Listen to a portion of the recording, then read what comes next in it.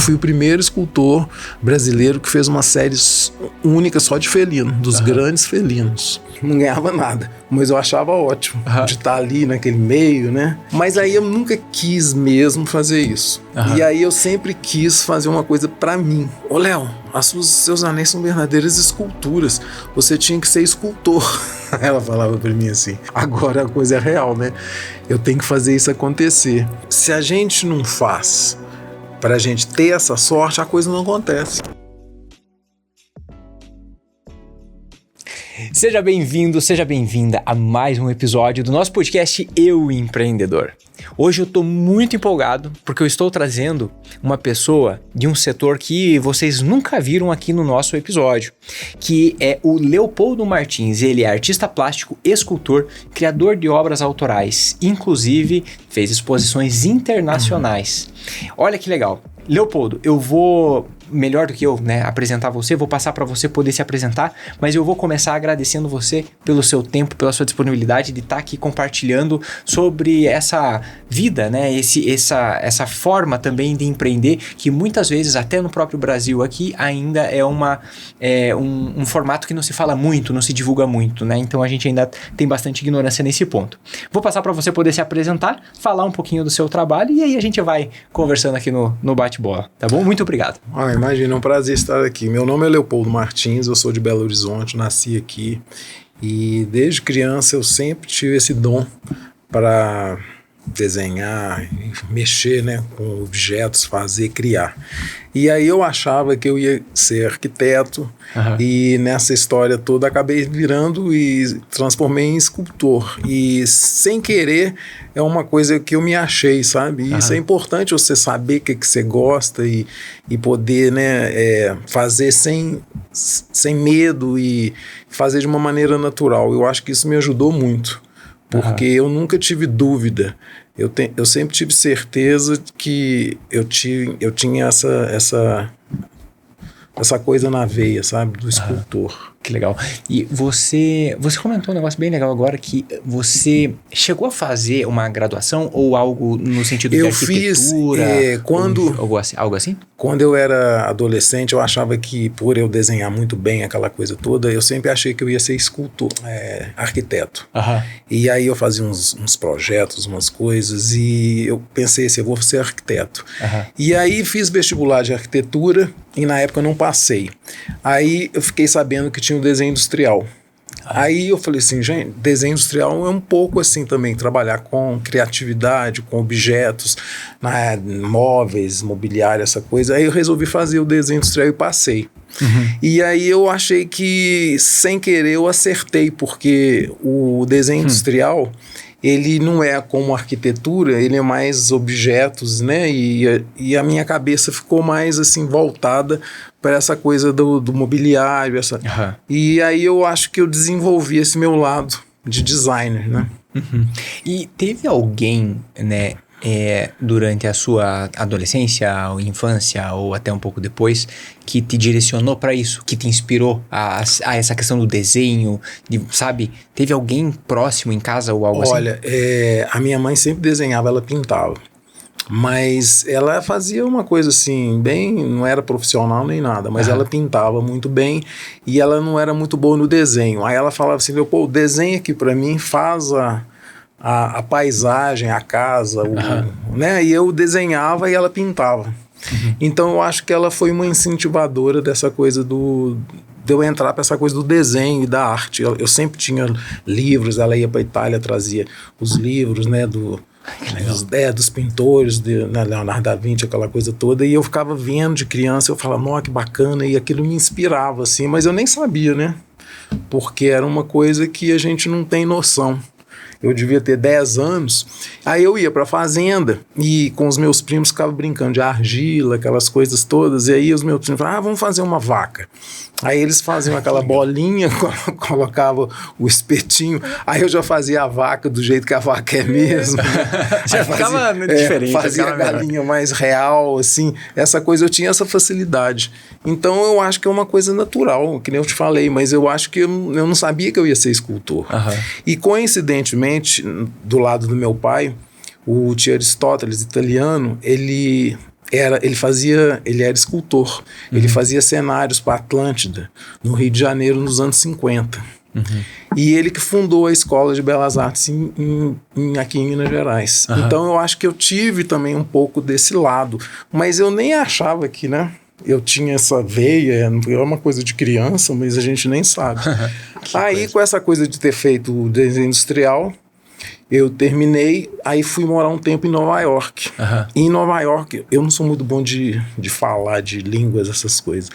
Aí eu falei, eu não vou entrar na aula de inglês, não. Eu vou entrar na aula de desenho, né? Técnicas de escultura, porque era uma coisa que eu gostava. E não precisava conversar muito. Então eu chegava na aula, tinha lá o modelo vivo, a gente ficava fazendo, desenhando. E aí eu me achei nessa coisa da escultura, né? Que legal. Aí voltei pro Brasil, eu fiquei um tempo lá, mas não foi muito não. Voltei e aí eu não sabia o que eu ia fazer. Aí comecei a trabalhar com publicidade, porque eu desenhava bem e fazia uns sketches, umas coisas. E lá em Nova York, com essa coisa de eu estar na escola lá, eu conheci um pessoal que eu fiz um estágio numa agência de publicidade chamada Warren La Rosa. E eles tinham uma conta da Fisher-Price, que é aquela indústria de brinquedos infantis. E eles não tinham ninguém para fazer os sketches. Aí eu fazia, sabe? Com o diretor de arte, que era o Rafael Morales. E aí eu trabalhei uns 6 meses, não ganhava nada, mas eu achava ótimo de estar ali naquele meio, né? E aí eu voltei sem saber o que eu ia fazer. Aí eu comecei a trabalhar, conheci os amigos aqui, aquela coisa, eu era muito antenado com tudo. Aí eu comecei a trabalhar, fui convidado para trabalhar com moda, desenhando roupa, essas coisas. E dessa vez que você voltou, daí você estava olhando um lugar, uma agência para trabalhar, e aí foi para esse... Para essa coisa, sem querer também, porque eu tava num almoço com uns amigos e eu desenhava muito bem. E aí o pessoal fala, o Leopoldo voltou de Nova York, o Leopoldo conhece um monte de lugares interessantes. Aí um amigo meu falou, eu tenho o pessoal da Divina Decadência, que era uma empresa grande aqui de moda, né? Fala, tá precisando de um estilista, porque o moço que trabalha lá, o Papaulo, vai morar em Londres, vai abrir uma vaga. Aí eu falei assim, quem sabe, né? Eu vou lá para ver. Mas eu nunca tinha trabalhado com moda, mas eu já sabia como é que era aquela coisa, porque eu estava mais antenado. E eu sabia desenhar, eu falei, eu acho que eu tiro de letra. Aí cheguei, o Armando me contratou, aí comecei a trabalhar assim, de uma hora para outra. E aí eu comecei a desenhar jeans, calça, jaqueta, um monte de coisa. E aí, mas não era uma coisa que eu me encontrava muito, mas como era uma coisa muito boa, eu viajava sempre, aquela coisa toda, e mexia muito com a criatividade, toda a coleção tinha uma coisa nova, eu fui ficando. E aí teve uma hora que eu falei assim, vou sair. E comecei a trabalhar com joias. Aí eu comecei a fazer uns anéis, umas coisas de joias. E desculpa a minha ignorância, mas quando você diz desenhar, Leopoldo, é realmente pegar o papel, não desenhar, tinha computador na época, não. Era na base do desenho mesmo. Era desenho mesmo? Do papel. Papel, que legal. E lá em Nova York, nessa época que eu tava lá, eu desenhei muita gente, assim, pegava, te conhecia, eu quero fazer um retrato do Léo. Eu pegava uma foto sua e te desenhava. E eu cobrava $100 por desenho.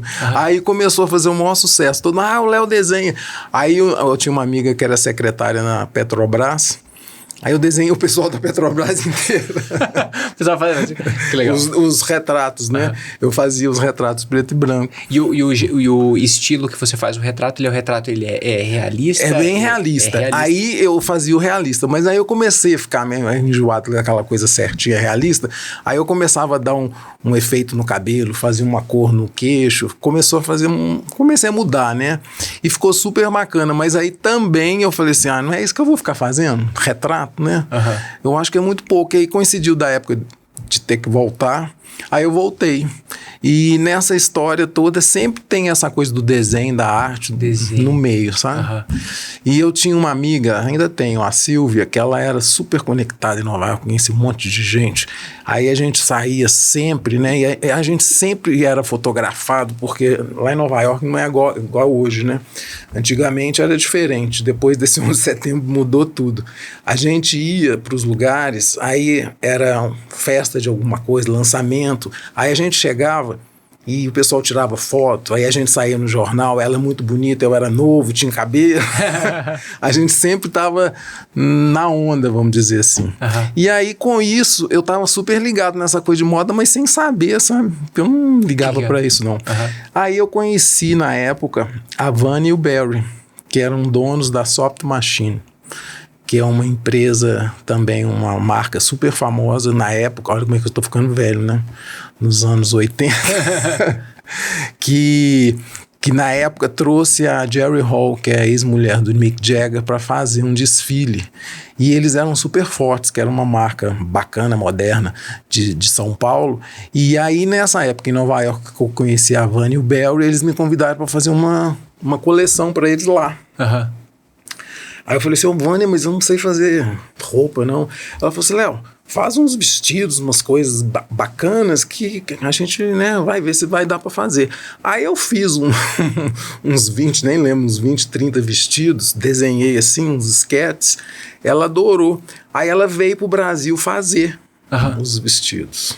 Olha que doideira. E daí fez... E nessa foi quando você voltou e daí foi na... Nessa mexida toda, né? Porque foi tudo tão assim, natural e tudo sem organizar, sabe? Foi tudo muito assim, orgânico. E a coisa foi acontecendo. Aí quando ela veio para o Brasil para fazer essa pequena coleção, coincidiu de eu vir também. E aí ela falou assim, Léo, os vestidos estão ficando super bacana, nós vamos vender na nossa loja, que eles tinham uma loja na Madison Avenue, que é um lugar super bacana. E aí, quando chegaram os vestidos na loja, eu voltei para Nova York, mas não por causa disso, eu voltei porque ainda tinha uma coisa de terminar as coisas que eu estava fazendo lá, eu não queria voltar direto para o Brasil, porque foi uma coincidência, eu ia e voltava. Aí eu cheguei na loja e falei assim, ô Vânia, eu não sei se eu tô gostando dessa vitrine, porque os vestidos estão muito sem graça, assim, tá precisando dar uma bosta. Aí ela falou assim, ô Léo, então arruma vitrine pra mim. Aí ela falou assim, eu posso arrumar do jeito que eu quero? Eu falei, pode. Aí eu fui na Canal Street, que é uma rua em Nova York, fica no Chinatown. Fui numa loja, tipo essas de... industriais. Comprei uns tubos, comprei uns negócios assim, comprei uns sprays e fiz como se fossem umas árvores assim, pareciam uns troncos assim, e fiz na vitrine e coloquei um spray preto misturado com umas coisas e ficou super bonito, e coloquei os vestidos com as modelos sentadas assim. Aí todo mundo parava na frente da vitrine para ver. E, consequentemente, comprava os vestidos, né? Porque eram vestidos de festa, essas coisas. Que legal. E aí foi o maior sucesso essa coleção. Aí eu falei assim, mas eu não queria fazer isso. Mas era uma coisa que foi acontecendo, sabe? As coisas comigo vão acontecendo, assim. Cara, que legal. Que história legal. E aí, dessa... Aí eu peguei lançou essa... no Brasil também? Ou não? Não, só Nova York. Nova York, lá. Porque o Barry, ele é inglês. E a Vânia é paulista. E perdi até o contato com eles. Eu acho que o Barry até já morreu. Aí, a base deles era Nova York. Porque a Soft Machine já estava saindo do Brasil. Entendi. E aí eu fiz, depois dessa confusão, eu voltei. Quando eu voltei, eu já tinha vamos dizer, essa informação, essa bagagem né, dessa informação de moda, mas eu não fazia moda. Eu fiz esses vestidos. E aí eu fui contratado pela Divina, que era jeanswear. Aí eu desenhava jaqueta, eu acho que eu bati o recorde mundial de jaquetinha. Eu fiz uma jaqueta jeans eu criei, em vez dela ser manga comprida, eu fiz a manga aqui, em vez dela ser comprida, eu fiz ela curta, e fui fazendo. Ela vendeu assim 17 mil jaquetas. Nossa! Uma loucura. Aonde eu ia, eu fui em Brasília, vi a menina com a jaqueta que você viu.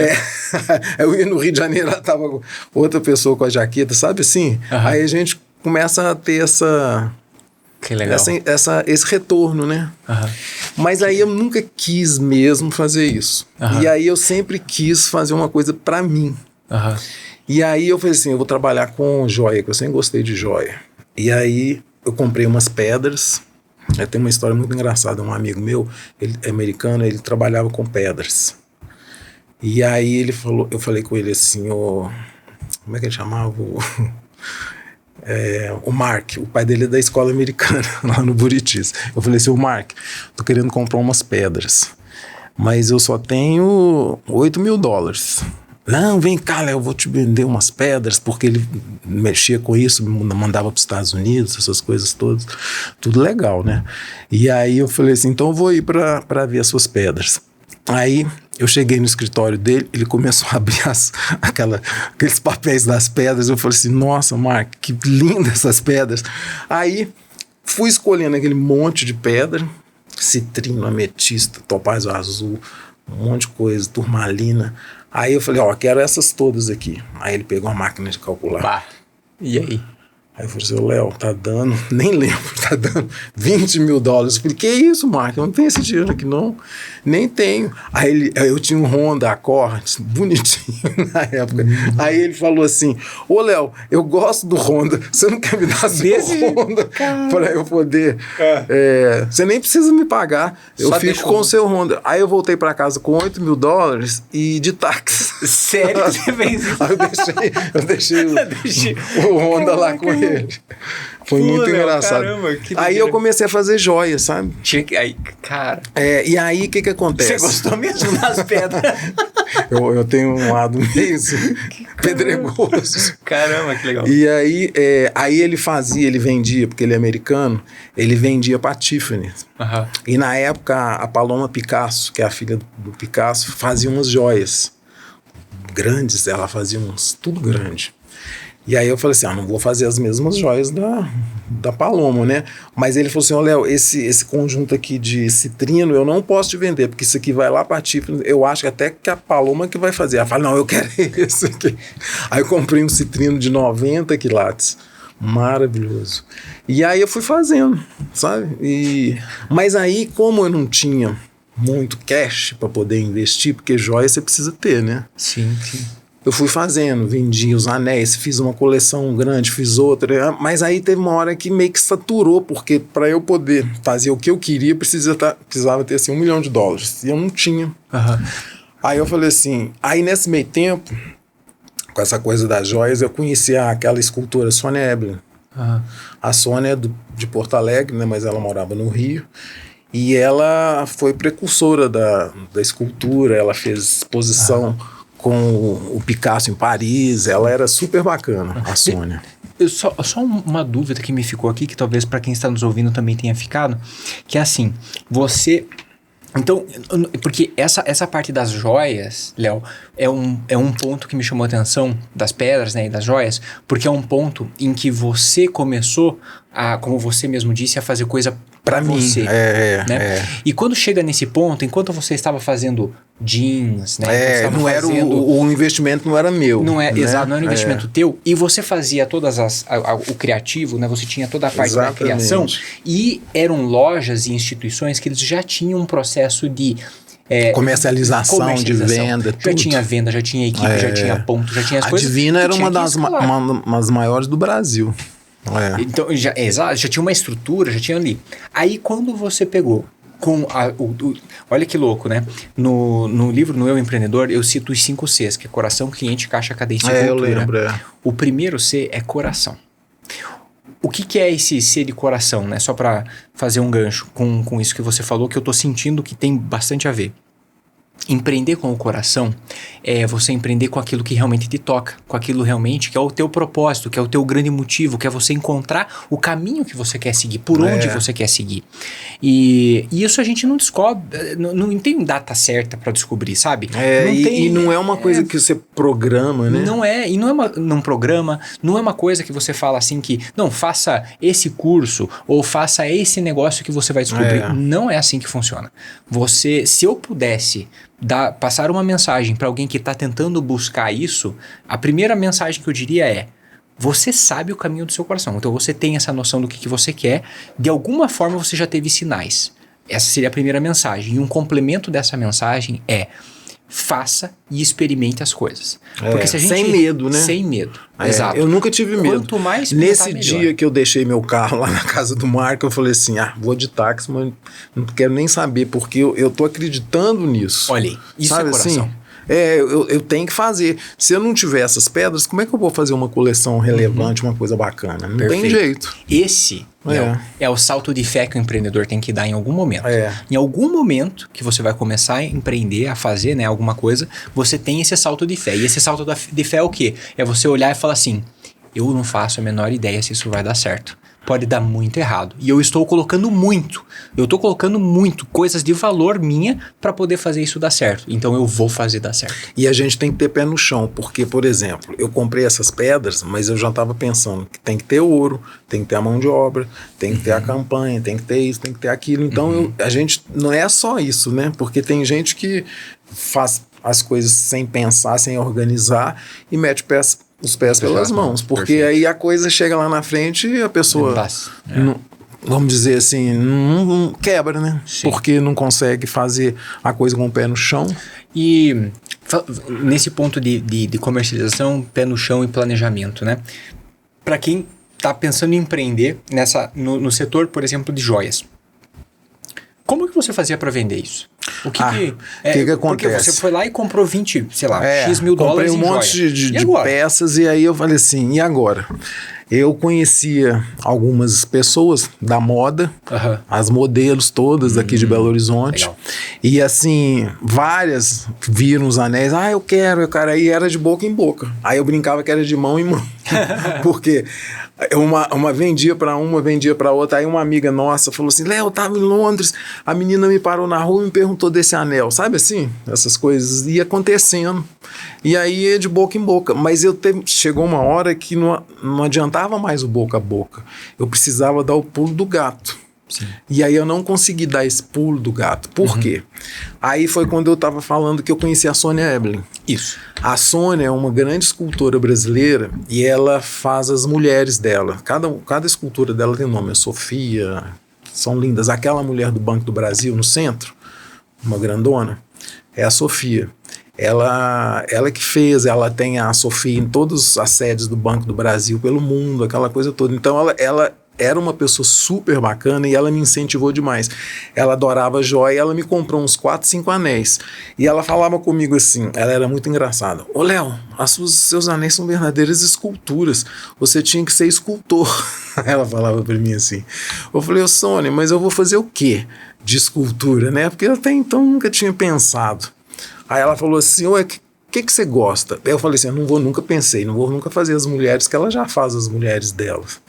Aí eu pensei assim, eu gosto dos grandes felinos, que são as panteras, os tigres, as leoas. Aí ela falou assim, então por que você não faz uma pantera que eu vou fundir para você, lá no Zani, no Rio de Janeiro? Aí eu falei, sério? Pode fazer. Aí eu fui, aqui na Savassi tinha uma cerâmica, uma olaria que vendia cerâmica. Eu fui lá, comprei assim, uns 4 quilos de cerâmica e lembrei das minhas aulas em Nova York, que eu fazia, né? Eu falei assim, vou fazer uma pantera. Aí fiz uma pantera deitada, assim, bonitinho, assim, mas a minha técnica não era muito boa. À noite ela ficou pronta, super linda. De manhã a cabeça dela baixou. Mansinha. Aí ela ficou com a cabeça baixa. Eu falei, não é que eu gostei dela com a cabeça baixa? Aí deixei ela com a cabeça baixa. Eu falei, Sônia, eu já tô com minha pantera pronta. Aí ela falou assim, então eu vou fazer o seguinte, me traz que eu vou levar lá no Zani para fundir. Aí eu levei pro Rio, ela na madeira assim, a peça em argila, e ela tirou a forma e fundiu para mim. E aí, depois disso, eu nunca mais parei. Uma coisa mais louca. E aí, o que acontece? Ela tinha só as mulheres, ela era conhecida pelas mulheres. E aí, um belo dia, eu vendo as coisas dela, ela tinha um gato, que eu achava lindo o gato dela. E ela tinha uma pantera. Nem é pantera, ela tinha uma onça pintada, assim, de uns 50 centímetros. Aí eu falei com ela assim, Sônia, essa sua onça é tão assim, sua, ela era meio dura assim, mas esse duro dela era uma coisa assim, quase primitivo, e era bacana a onça dela, eu sempre gostei dessa oncinha dela. Aí ela falou assim, mas ela é muito pequena, não dá impacto, você tinha que fazer ela grande, eu falei com ela. Ah, então, mas eu sou velha. Aí eu, não, vou ampliar para você. Aí eu ampliei a peça dela de 50 centímetros, eu passei para 2 metros. Nossa! 2 metros não sei quanto. Ela ficou dessa altura, assim. Aí ela ficou louca, né? Nossa, tá linda. E aí, como eu já estava fazendo os felinos, que aí comecei com essa oncinha, eu falei assim, gente, eu não vou fazer peças pequenas, porque são bonitas, são lindas, mas eu acho que para dar impacto eu tenho que fazer elas grandes. E aí, essa peça da Sônia foi vendida para um colecionador, aquela coisa toda. Eu falei, essa grande. É. Aí, sabe de uma coisa? Eu vou fazer as grandes. Eu já vou fazer direto as grandes. Eu não vou ficar só pequeno. Eu tenho mania, né? Igual as pedras grandes. Eu vou fazer as minhas esculturas grandes. E aí comecei a fazer os felinos, leões grandes, panteras grandes. E aí eu já tinha um bom número de peças, eu devia ter mais de 20 ou 25, 30 peças. Eu já estava com muita peça. E aquela coisa, um não vendia, outra vendia, e comecei a fazer. Uhum. Algumas galerias vendiam para amigos, colecionadores. Aí ela falou assim, Léo, eu acho que você está precisando fazer uma exposição. Eu falei, Sônia, mas eu nem tenho tempo e cancha para fazer exposição, porque, né, eu sou muito novo, eu comecei a fazer escultura tem o quê? 2 anos, na época eu nem sei se era 2 ou 3 anos. Aí ela falou assim, vou mostrar pro pessoal do Museu Nacional de Belas Artes do Rio, porque ela era muito amiga da presidente do museu, da diretora, da Sônia, e vamos ver, se eles te aprovarem lá, você pode fazer uma exposição lá, e já é um começo, né, de você começar a fazer o seu... Imagine. O seu currículo. Aí eu falei, então olha lá. Aí eu mesmo tirava as fotos, mandei umas, sei lá quantas fotos para ela. Nem tinha celular, não. Mandei as fotos, imprimi não. Revelei as fotos, fiz um álbumzinho. E ela levou para o museu, o pessoal do museu adorou, sabe? Aí eles falaram, seu Leopoldo, eles estão me perguntando se, eu nem sei que época, era no começo do ano, se em novembro você pode fazer exposição. Aí eu comecei a pensar assim, o dinheiro para fazer... o dinheiro para fazer, como é que fala? O tempo para fundir, aquela coisa toda. Eu falei, eu acho que novembro dá. Tá. Aí tudo programado para novembro. Aí, Leonardo, eu nunca nem contei para poucas pessoas isso. Aí cheguei no Rio de Janeiro com a exposição toda agendada, tudo, né? Mandei fazer os catálogos. Como é que ela chama? A Carmen Merrick Veiga, que é aquela senhora super bacana lá do Rio, ela fez um prefácio para mim, falando dos felinos, foi super bacana. O Marcos Obairan que indicou aquela coisa, foi uma coisa bacana. E aí o meu catálogo, a Milo Vilela do Banco Itaú já tinha comprado uma peça minha, aí eu coloquei lá coleção Milo Vilela só para impressionar aquela coisa toda no catálogo, né? E aí eu fui para fazer a exposição. Quando eu cheguei no museu, na Sala Bernardelli, que é a maior sala do museu, eu olhei assim e falei, nossa, como é que eu vou fazer essa exposição nessa sala? Eu tinha muita peça, mas aí de um dia para o outro eu aluguei um apartamento lá no Leblon. E aí eu falei assim, eu tenho que fazer esse negócio acontecer.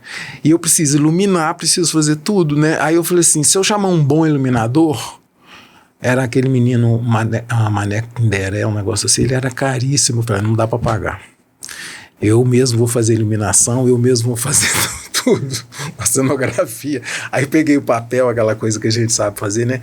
Coloquei todas as peças que eu sabia que vinham para a exposição, coloquei assim, essa para ficar aqui, essa aqui, essa aqui. Fiz todo o projeto da exposição, da Sala Bernardelli, que ela deve ter o que, uns 30 metros por uns 12 metros de largura. Uma sala retangular enorme.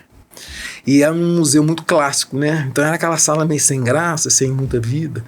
Aí eu falei assim, tive umas ideias de cortar uns carpetes vermelhos e fazer redondo assim no chão para colocar a pantera em cima desse carpete para fazer uma cenografia diferente, senão ia ficar tudo aquele coisa no chão, no caixote, nas bases, né? Ia ficar meio sem graça. E aí, Léo, meu dinheiro já estava assim, né? Reduzido, porque tudo que eu tinha extra, eu investi na fundição. E eu não tinha patrocínio, não. Naquela época eu fazia tudo assim, ó. Até hoje é difícil patrocínio, né? Aí eu só sei que eu tava lá no museu, olhando o negócio com o eletricista do museu, aquela coisa toda. Aí chegou, como é que ele chamava? Era um moço do museu, esqueci o nome dele, Sebastião. Ele falou assim, ó, seu Leopoldo, as peças chegaram, o caminhão chegou. Aí eu olhei de cima, assim, fui lá no fundo do corredor do museu, olhei assim de cima, eu vi aquela carreta gigante, cheia de escultura. Eu falei, nossa, agora a coisa é real, né? Eu tenho que fazer isso acontecer. E aí os meninos foram subindo, eu falei assim, super organizado, essa daqui é aqui, essa daqui é aqui, essa daqui é aqui. Aí os meninos, o menino do museu, assim, nossa, eu nunca vi uma exposição tão rápida para ser montada. Eu falei, rápida aqui, né? Porque eu já estou pensando nela tem uma semana.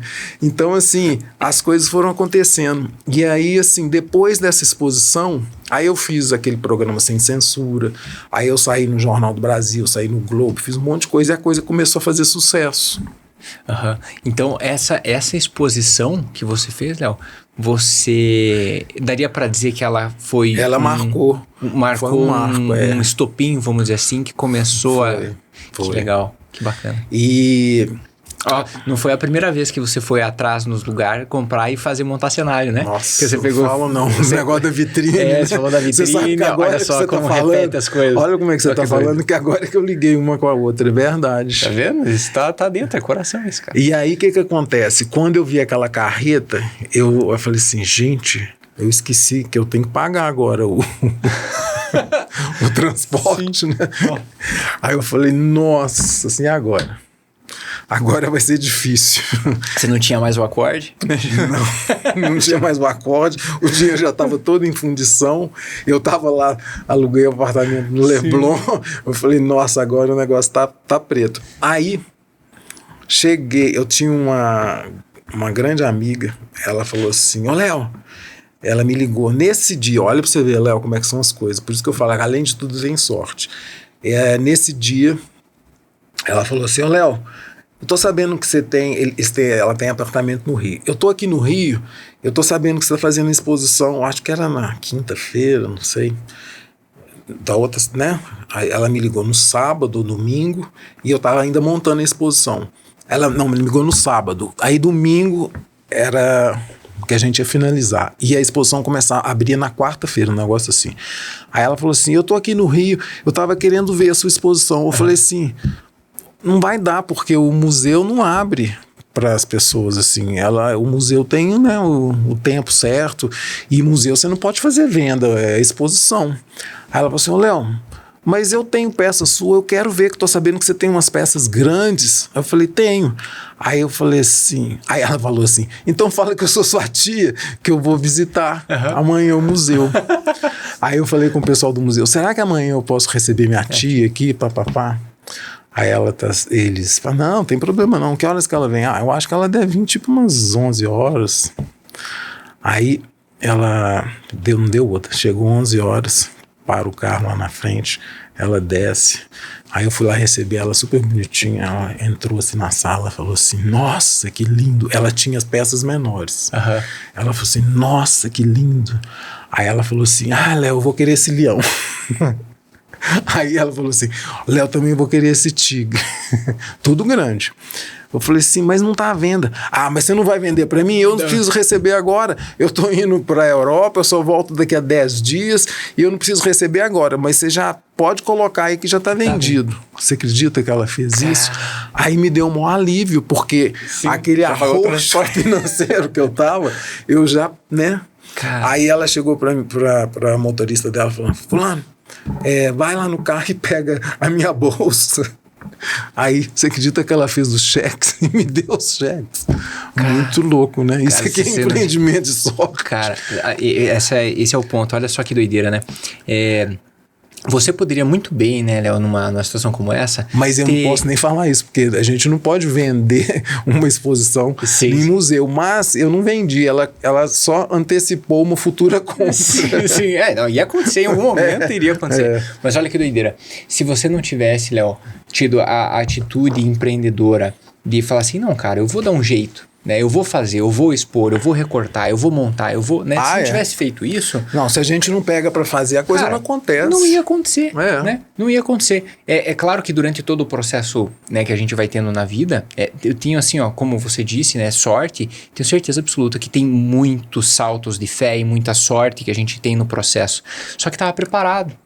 Né? Tu tava preparado, tu fez, foi lá. Exato. E tinha tudo, e outra, né? por exemplo, se a gente não faz pra gente ter essa sorte, a coisa não acontece. Exatamente. Não é? Exatamente. E aí, o que acontece? Aí quando eu voltei... nesse meio tempo tinha um programa na GNT com a Cristina Brasil, que era uma apresentadora que falava de arte, design, um monte de coisa. E aí... eu tô lá no Rio, né, conhecendo os meus amigos, arquiteta, aquela coisa toda. Eu conheci ela numa festa lá. Que aí ela falou assim: você que é o escultor brasileiro, mineiro, que tá fazendo exposição lá no Museu Nacional de Belas Artes. Eu sou. Sua exposição tá um sucesso, porque era felino. Querendo ou não, era uma coisa que não tinha, assim, não tinha nenhum escultor no Brasil fazendo felino, só felino. Eu fui o primeiro escultor brasileiro que fez uma série única só de felino, dos grandes felinos. Então, assim, deu uma repercussão. Aí eu saí também, como eu te falei, no Sem Censura, com a Leda Nagre, era jornal, aquela menina Gardiendio fez uma matéria. Então, eu já estava, assim, sendo falado, entre aspas, lá no Rio. E aí ela falou assim: vamos gravar o GNT lá no Rio, lá no museu com você. Aí ela fez uma gravação do programa do GNT lá no Rio de Janeiro. E aí o programa não foi assim, gravou e saiu, não. Gravou, isso era novembro, o programa saiu já, tipo em janeiro ou fevereiro. Ficou um tempão nessa coisa da produção. E nesse meio tempo, a minha exposição era 2 meses, ela saiu do Rio, algumas coisas, voltamos pra cá, aquela coisa toda. Aí eu mandei umas peças para São Paulo e uma peça foi vendida pro Rio de Janeiro por um colecionador bacana lá numa cobertura bonita, sabe? E aí ela fez essa exposição e eu nem sabia que ela conhecia o comprador dessa minha peça. Olha só. E aí ela fez uma entrevista bacana comigo, aquela coisa toda, e mostrou para esse colecionador a minha peça na casa dele. Aí ela fala assim: esse é aquele escultor mineiro, Leopoldo Martins, né, que ele faz os grandes felinos. E aí eu acho que isso entrou na cabeça das pessoas, porque o programa ficava repetindo toda semana, porque o GNT faz aquela coisa do... Sim. E aí foi fazendo, falando. E aí aqui em Minas Gerais o negócio estourou também. Aí o pessoal ia até você. Aí não, aí eu trabalhava com a Dotarte, trabalhei com a Dotarte, Galeria Dotarte, né? Trabalhei com a Angela Martins. Foi quando o Lúcio da Selma Albuquerque conversou comigo, mas eles eram muito contemporâneos, aquela coisa toda, não deu certo. Mas aí eu fui fazendo. E aí, graças a Deus, né, foi um sucesso de venda, de público. Que legal. E aí foi tanto sucesso que um monte de gente começou a copiar. Que coisa, né? Quando o negócio começa a dar certo, toma uma proporção, o pessoal começa a fazer. E hoje, né? Hoje, como que você tá? Quais são as peças que você cria, né?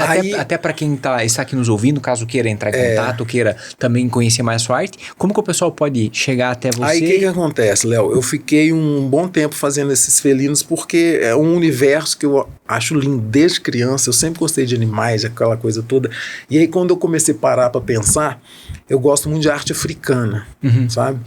Eu acho que a arte africana, eu tenho aquelas máscaras, aquela coisa, igual o Picasso, né? O Picasso, não sei se isso também é coisa da minha cabeça, mas o Picasso também, naquela fase dele, que ele saía recortando, tem muito de África, né? Aquelas caras, aquelas cabeças parecendo máscaras.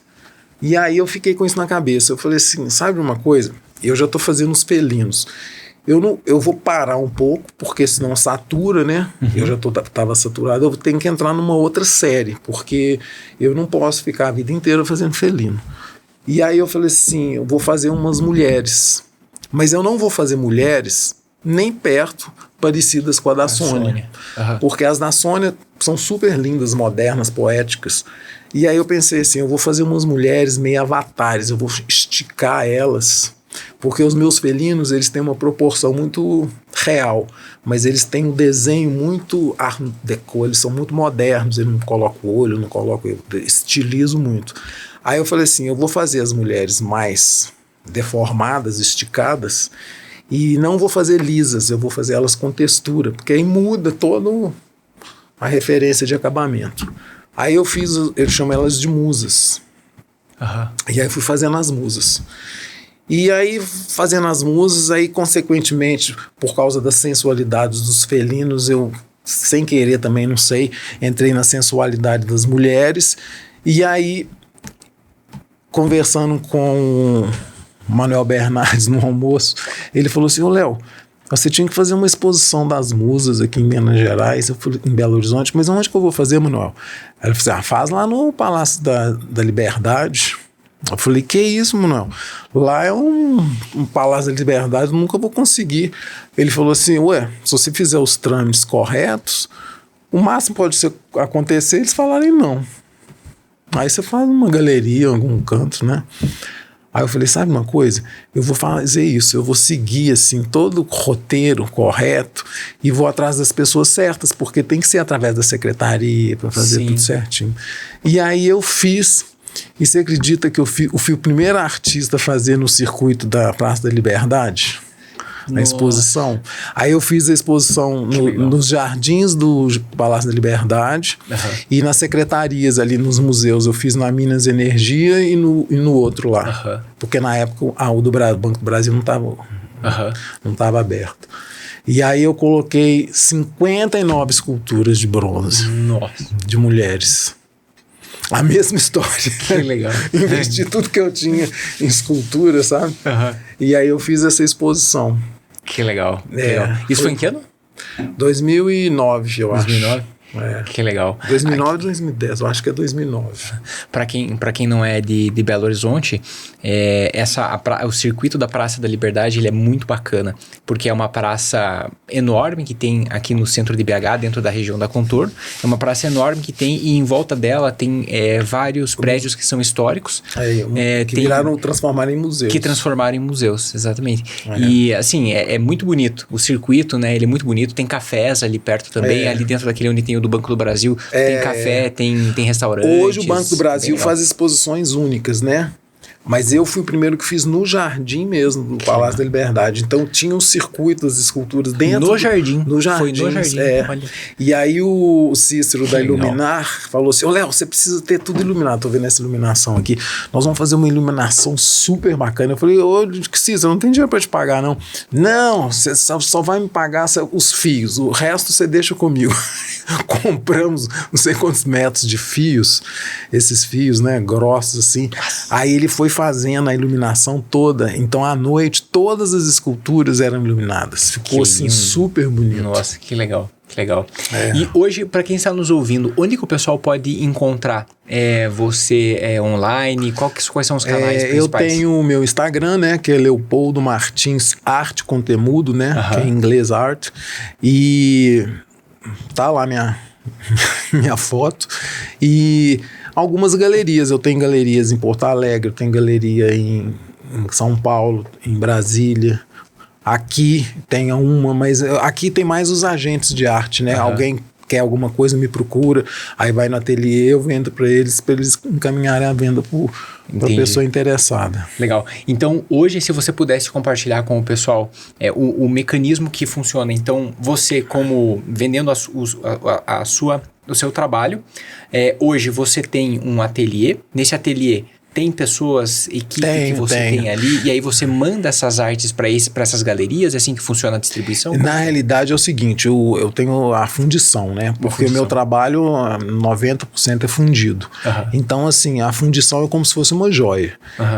Eu faço a peça em argila, a gente tira a forma, essa forma, dependendo do tamanho, ela vai ser um múltiplo, ou ela vai ter uma tiragem de 1/24, ou grandes de 1/7, e aí a partir do momento que a tiragem ela é feita, eu modifico alguma coisa e abro uma nova tiragem. Então, minhas peças grandes é considerado peça única, de 1 a 7.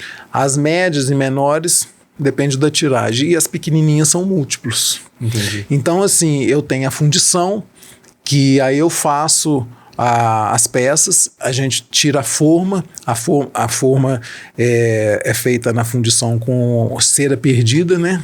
Você faz a cera, coloca no forno, faz toda aquela coisa toda, dependendo da peça, porque o forno tem um tamanho, né, limitado. Aí uma peça grande, às vezes ela é partida em 5 pedaços, 6 pedaços, depende, o rabo, a cabeça, ou então o corpo, as pernas. E aí depois funde e a gente solda e dá o acabamento. Entendi. Essas peças, como tem a parte de solda, elas não são maciças. O bronze é muito pesado e elas não são maciças porque elas têm mais ou menos uma espessura de bronze de 7 a 8 milímetros, às vezes pode dar mais, mas é como se fosse um ovo de Páscoa.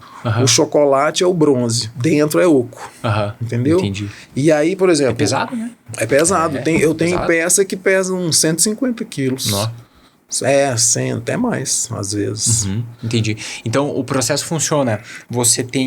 Então, você faz o processo em argila, né? Então, vamos imaginar que eu fui lá, fiz essa taça aqui em argila. Legal. Essa é a primeira parte. Eu quero que fique assim. Aí, você faz o molde com essa... Como que é o nome? Cera? Eu faço molde de silicone, e gesso. Aqui uma taça é simples, que você pode dividir em 2 o molde. Então você faz aqui, na hora que você tira o molde, ela vai ficar com a forma daqui. Aí essa parte desse lado esquerdo, vamos dizer, você passa cera, você vai passando a cera várias vezes, até a espessura que você quer. Então, vamos supor, uma taça assim seria uns 5 milímetros de espessura. Aí você faz desse lado e faz do outro. Aí você junta os dois, coloca o refratário, porque você tem que colocar o refratário porque ela vai ser derretida no forno, essa cera. Aí você coloca as canaletas, essas canaletas vão fazer a cera escorrer por elas. Na hora que ela escorreu, vai pro forno. Aí a cera escorre. Depois que ela escorreu, ela tá toda oca, a forma.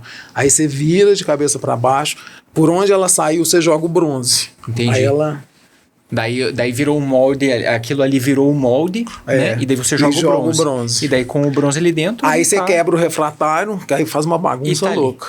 Mas é uma bagunça, você não acredita. E aí, que legal. Aí depois aparece toda aquela coisa, né, rústica, aí você vai cortando as canaletas e dá um acabamento. Genial.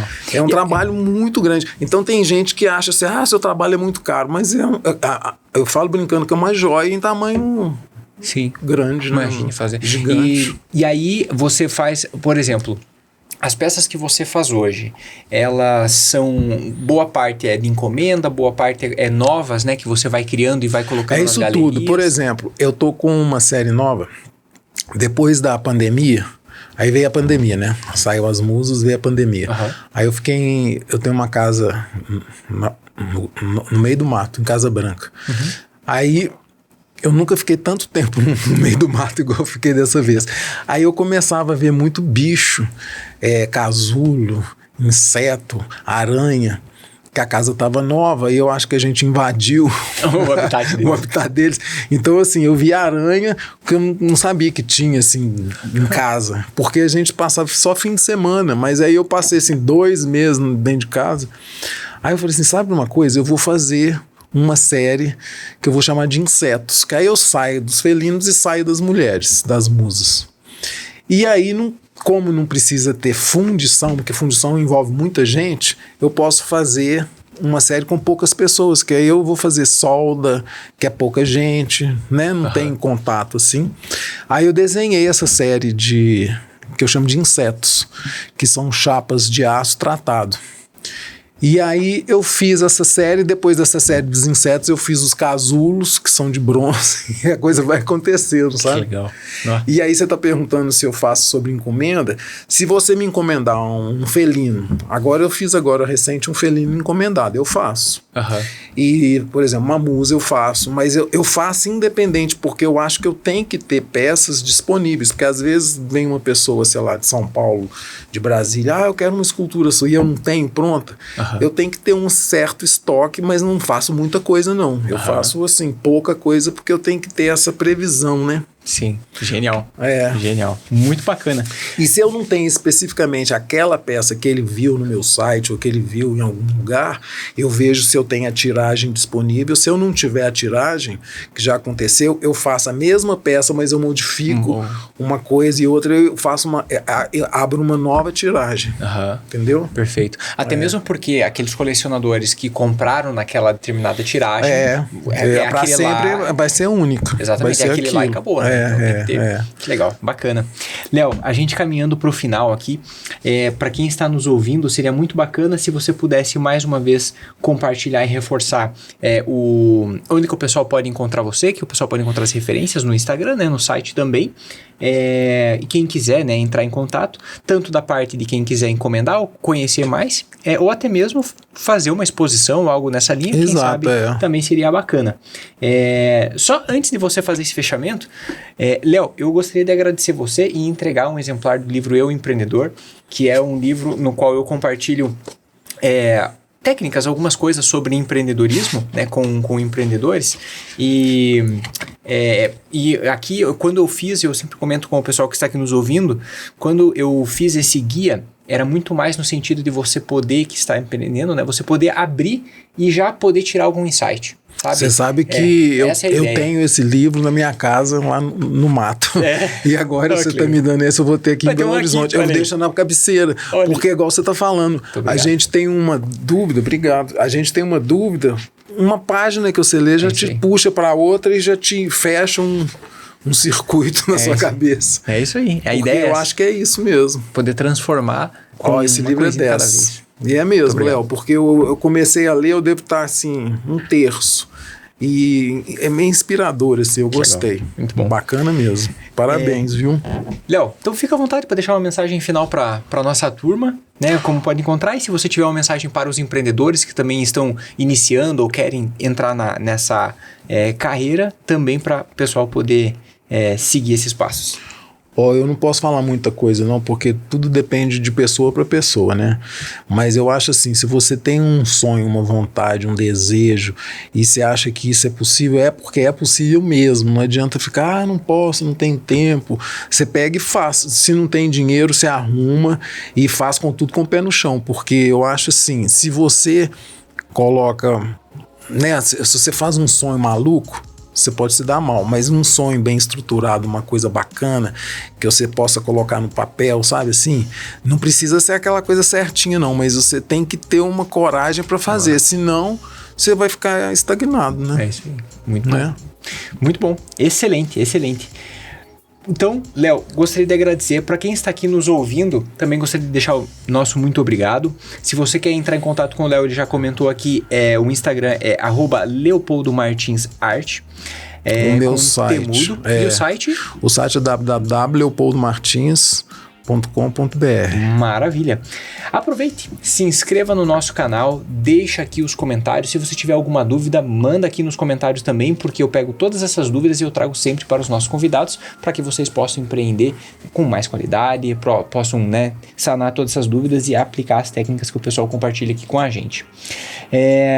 Aproveita também, deixa o sininho ativado, e se você está aqui no Instagram com esse corte, aproveite e mande para aqueles artistas e para aquelas pessoas que querem entrar nesse mercado e estão precisando escutar essa mensagem, essa palavra que o Léo deixou aqui com a gente. Tá bom? Combinado? Meu muito obrigado e até o nosso próximo episódio do Eu Empreendedor.